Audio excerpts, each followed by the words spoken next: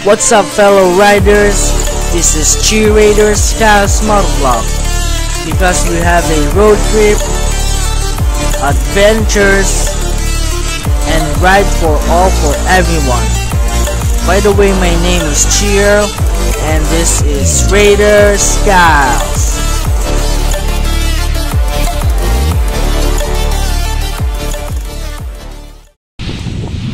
As you can see, malamig dito tsaka mahangin guys dito sa tapat ng Bagasbas Breakfast and Bed. Kagigising lang din namin syempre, at yun, nagkaroon kami ng konting kwentuhan at bumili rin ng taho. Nag-stroll muna pansamantala ang aking kaibigan dito sa Bagasbas Boulevard. Nakita niyo yung wave, mahangin, tsaka lakas yung alon din, dire-diretso yung wave, mini wave dito sa Dae, Bagasbas.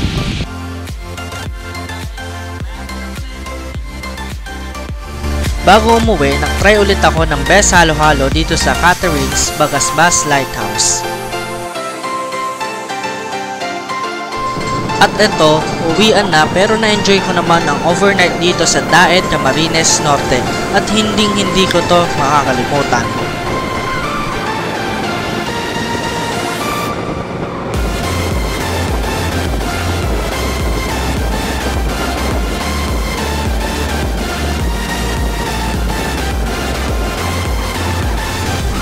Habang palabas na ng Daet, mapapansin mo ang ganitong magandang tanawin na makaka-relax sa iyong paningin. Kaya abot ngiti pa din ang biyahe kahit pauwi na ako.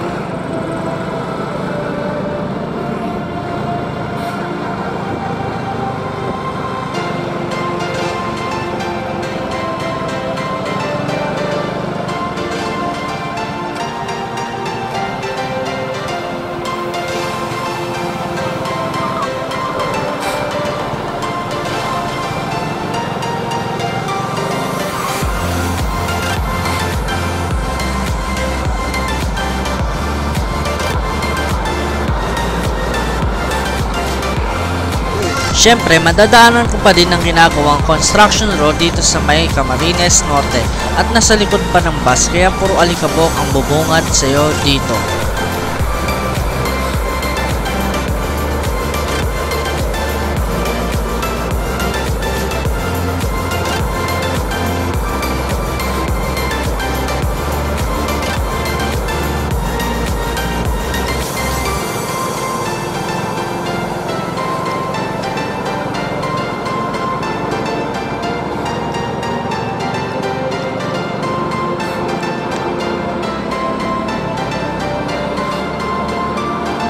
At ito na nga, puro alikabok ang binuga sa amin ng bus.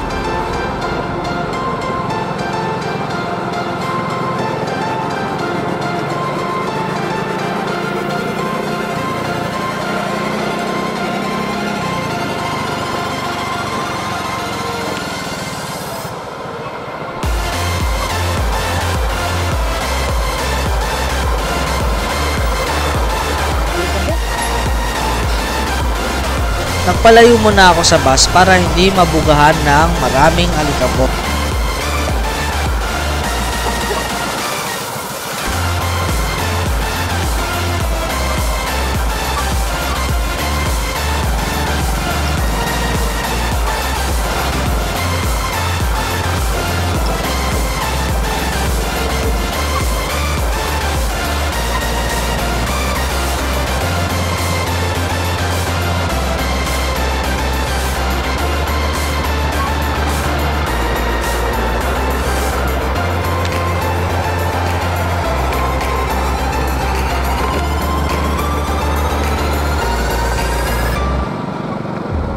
Di ko inaasahan na ganito na pala ang dadaanan ko pabalik. Kaya kung mapapansin nyo, puro potholes na may pote, kaya di ko din alam kung saan parte ang may malalim dito. Kaya dahan-dahan lang ang pagpapatakbo ko ng motor.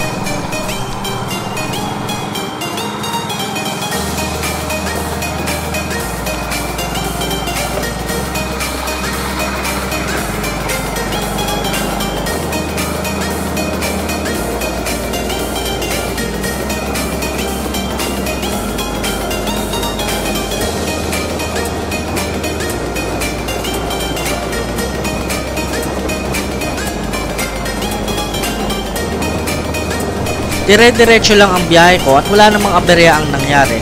Ngunit puro bus at truck na ang makakasalubong ko, kaya doble ingat ang kailangan dito.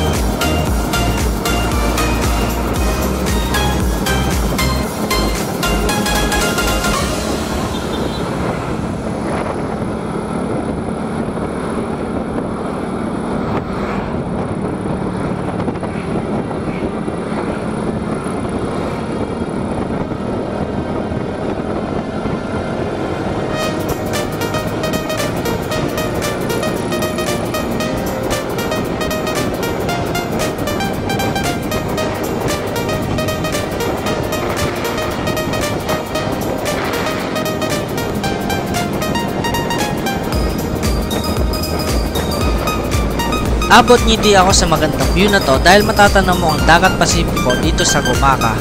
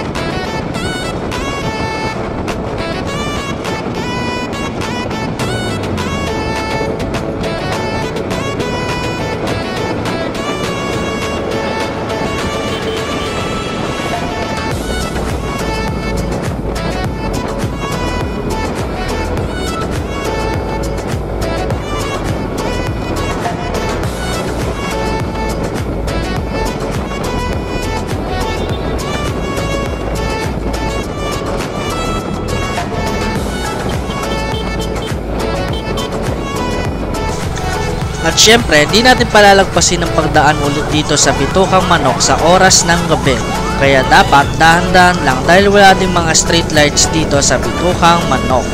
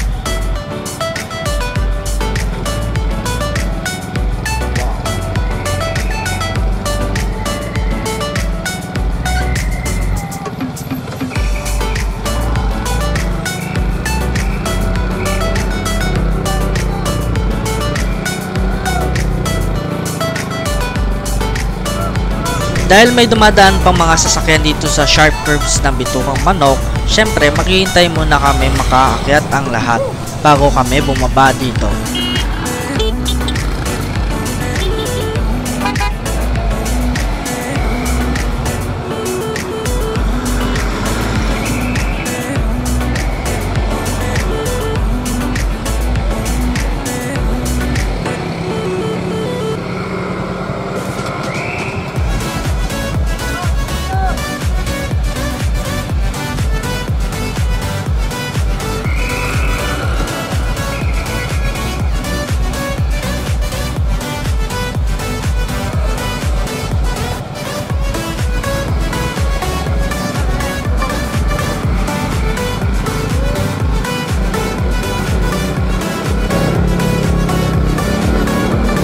At ito na guys, pababa na dito sa may sharp curves ng Bitukang Manok.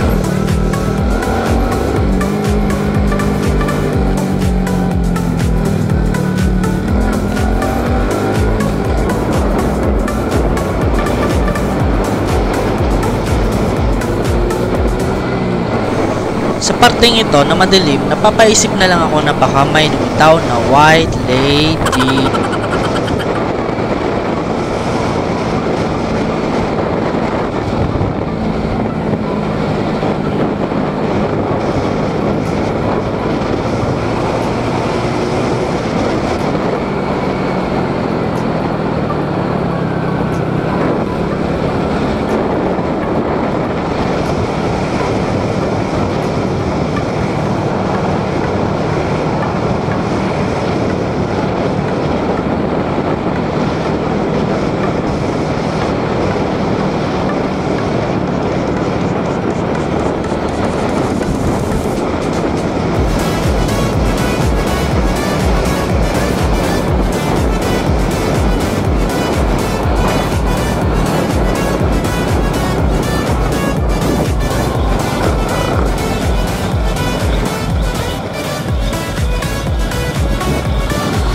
Sa wakas, nakababa na rin sa paanan ng Bitukang Manok at wala namang aberya ang nangyari dito, kaya ito, tuloy ang biyahe.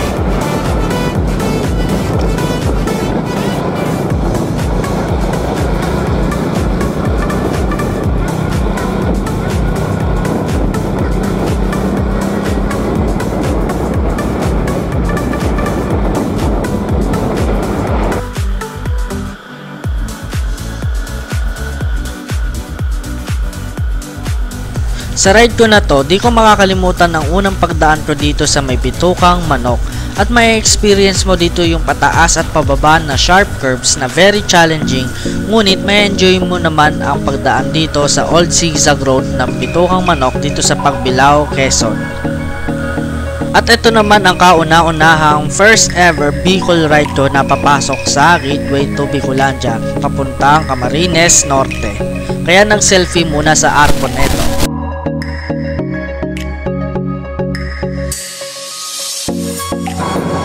At eto na, papasok na tayo sa lugar ng Santa Elena to Daet at maraming mga twisties ditong madadaanan, kaya may engganyo ka sa pagbabangking.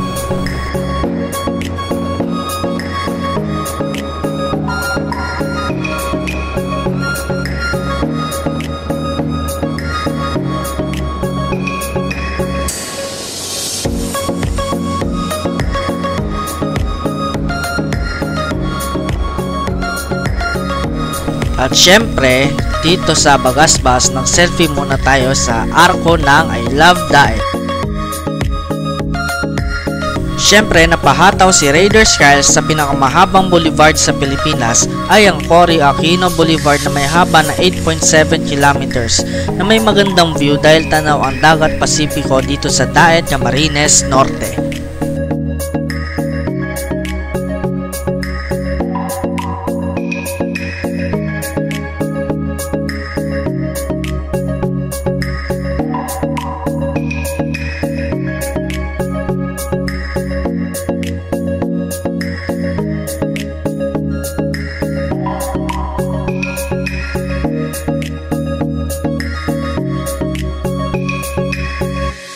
Syempre, tumambay at nag-relax muna dito sa boulevard dahil mahangin at may magandang view kang nakikita dito.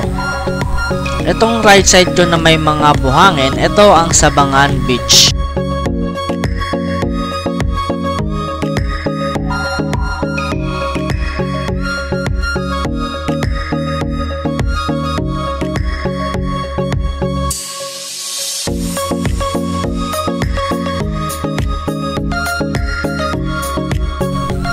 Di rin natin makakalimutan ng best special halo-halo dito sa may Bagasbas Lighthouse dito sa Catharines.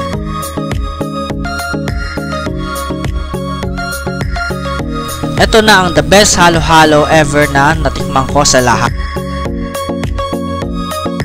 Sa Bicol ride na to, marami akong na-experience sa loob ng isang araw. Kahit walang tulog or pagod ka, pero ang nakakapawi nito ay yung magagandang tanawin, masarap na pagkain, at syempre ang pag-enjoy mo sa isang destinasyon, lalo na pagkasama mo ang mga kaibigan.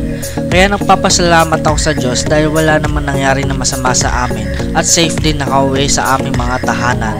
Kaya mga fellow riders dyan, ride safe always and see you soon sa mga susunod ko pang ride. At syempre, huwag kakalimutang mag-subscribe sa aking YouTube channel. Salamat!